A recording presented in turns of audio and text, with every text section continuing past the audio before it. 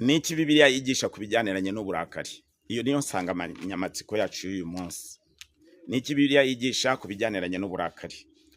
Mu Migani igice cya 29 umurongo wa 22 dusoma ngo umunyamujinya abyutsa intonganya, kandi umuntu w'inkazi agwiza ibicumuro. Umunyamujinya abyutsa intonganya, kandi umuntu w'inkazi agwiza ibicumuro. Nanone wibuke ko mu mirimo ya kamere Imana yanga harimo n'uburakari cyangwa se kurakara. Bibiliya igira iti mu Bagalatiya igice cya 5 umurongo wa 19 kugera 21, dore imirimo ya kamere iragaragara niyi: gusambana no gukora ibiteye isoni n'iby'isoni nke, no gusenga ibishushanyo, no gutongana n'ishyari n'umujinya n'amahane, no kwitandukanya no kwirema ibice, no kugomanwa no gusinda n'ibiganiro bibi n'ibindi bisa bityo. Ndababwira hakiri kare nk'uko nababwiye kera, yuko abakora ibisa bityo batazaraga ubwami bw'Imana.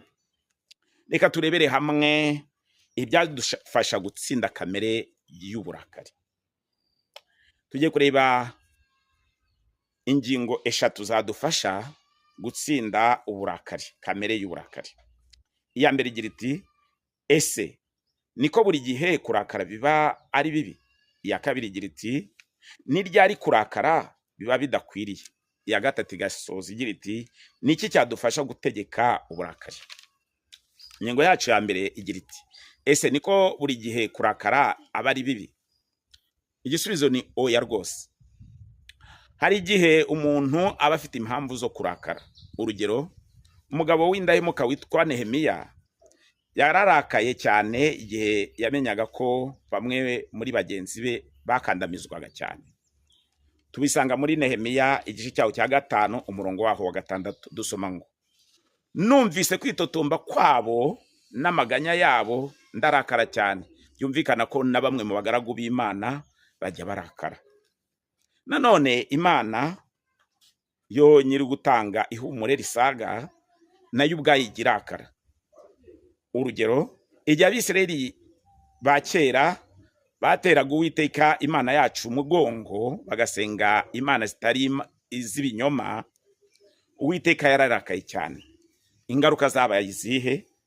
Abacamanza igice cya 2 umurongo wa 14 na 15 dusoma ngo maze umujinya w'Uwiteka ukongera Abisirayeli ubagabiza abanyazi kubanyaga, kandi abahana mu babisha babo babakikije, bituma batakibasha guhagarara imbere y'ababisha babo. Aho bajyaga hose Uwiteka yabatezaga ibyago nk'uko yababwiye, akabarahira bariheba cyane. Icyakora Uwiteka Imana ntakunda kurakara cyane.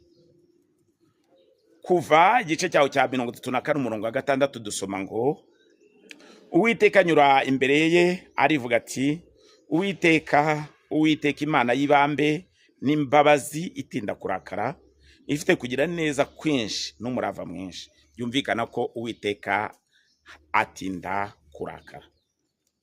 Ni ryari kurakara biba bidakwiriye? Iyo turakaye nta kintu gifatika dushingiyeho cyangwa tukagira umujinya w'umuranduranzuzi, icyo gihe kurakara ntibiba bikwiriye. Abaranzwe n'umujinya n'imijinya nk'iyo, reka tubanze turebe abaranzwe imijinya nk'iyo. Uwa mbere dusoma mu byanditswe byera mu Itangira igice cyaho cya 4 umurongo waho wa 3 no kugera ku 8, havuga inkuru y'umwe mu bagabo baranzwe n'umujinya w'umuranduranzuzi. Uwo mugabo yitwa Kayini. Ubwo ituro rye ryanzwe n'Uwiteka, yakomeje kurangwa n'umurakari, bimuviramo ubwo yicaga murumuna we Abeli. Nanone umuhanuzi Yona nawe yazabiranyijwe n'uburakari igihe Imana yagiriraga imbabazi abaturage b'i Nineve. Tubihamirizwa n'iki?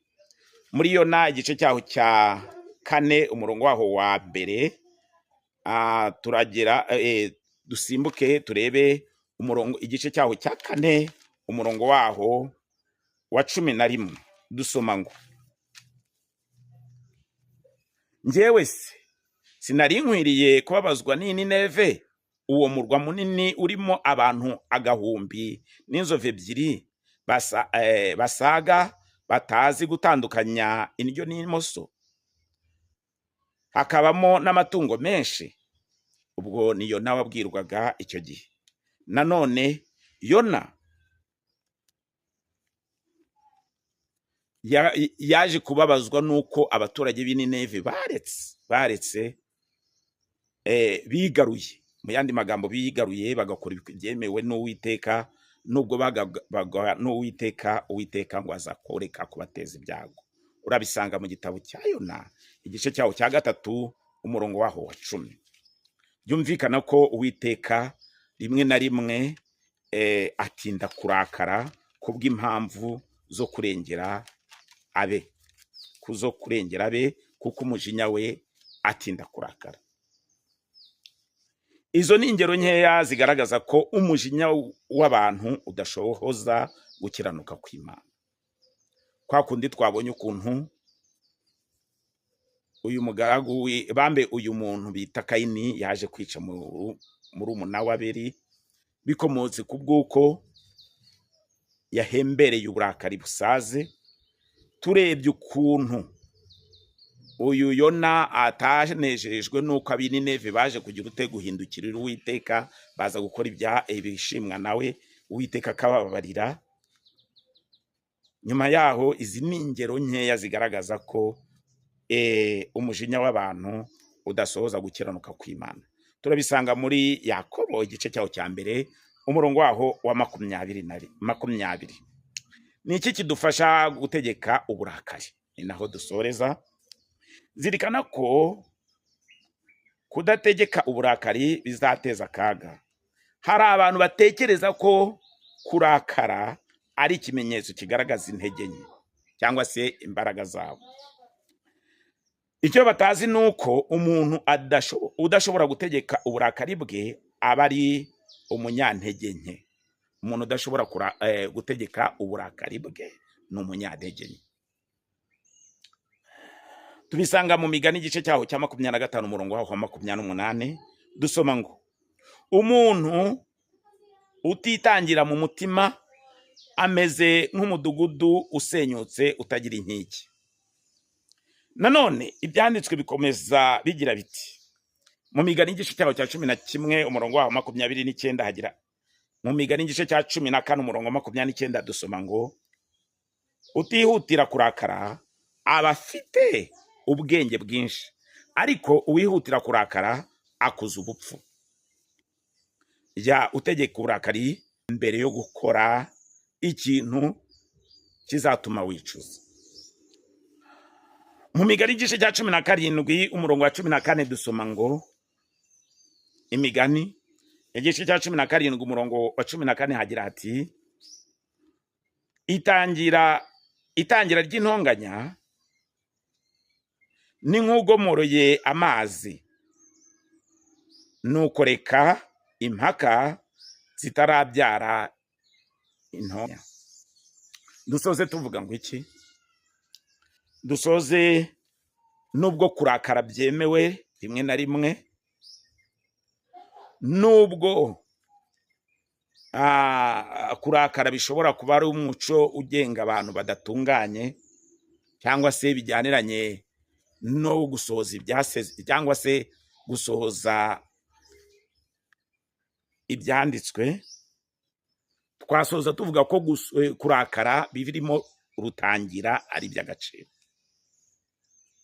Mu Efeso igice cya 4 umurongo waho wa 26 dusoma ngo